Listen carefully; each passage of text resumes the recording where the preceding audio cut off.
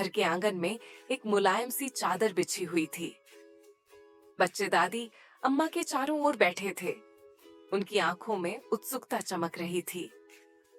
आज फिर से कहानी सुनने का समय था। दादी अम्मा ने अपनी ऐनक ठीक की।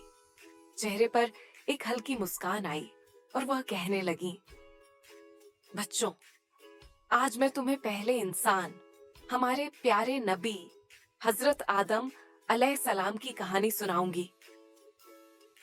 अल्लाह ताला ने हजरत आदम अलैहिस्सलाम को सबसे पहले इंसान और पहले नबी के रूप में बनाया।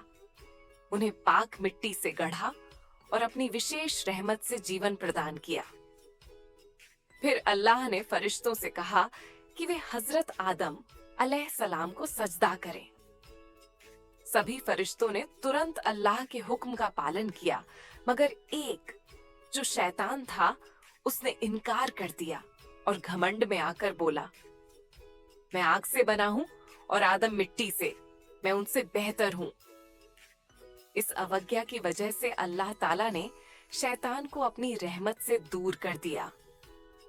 अल्लाह ताला ने हजरत आदम अलैहिस्सलाम के लिए एक खूबसूरत जगह बनाई जिसे जन्नत कहा जाता है।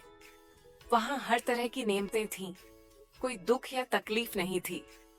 मगर आदम अलैहिस्सलाम अकेले थे, तो अल्लाह ताला ने हजरत हव्वा अलैहिस्सलाम को पैदा किया ताकि वे दोनों एक साथ रहें और आनंद पूर्वक जीवन बिताएं।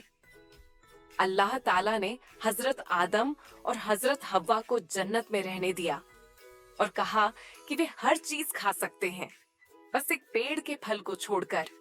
शैतान, जो पहले ही उनका दुश्मन बन चुका था, उसने उन्हें बहकाने की कोशिश की और कहा, अगर तुम इस फल को खा लोगे तो तुम हमेशा के लिए अमर हो जाओगे। हजरत आदम और हजरत हव्वा शैतान की चाल में आ गए और उन्होंने वह फल खा लिया।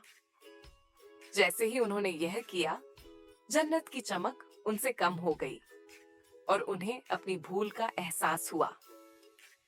अल्लाह ताला ने हजरत आदम और हजरत हव्वा को धरती पर भेज दिया, जहां उन्हें मेहनत करनी थी और अपनी जिंदगी गुजारनी थी। मगर अल्लाह ताला बहुत दयालु है। उसने हजरत आदम की दुआ को कबूल किया और उन्हें नबी बनाया ताकि वे लोगों को सही रास्ता दिखा सकें। हजरत आदम अलैहिस्सलाम ने अल्लाह ताला से रो रो कर माफी मांगी और अल्लाह ताला ने उनकी तौबा कबूल कर ली। फिर उन्होंने अपनी संतान को अच्छाई और बुराई के बीच का अंतर समझाया और यही हमारी हिदायत का पहला जरिया बना। दादी अम्मा ने मुस्कुराते हुए बच्चों की ओर देखा और पूछा, तो बच्चों, हमें इस कहानी से क्या सीख मिलती है?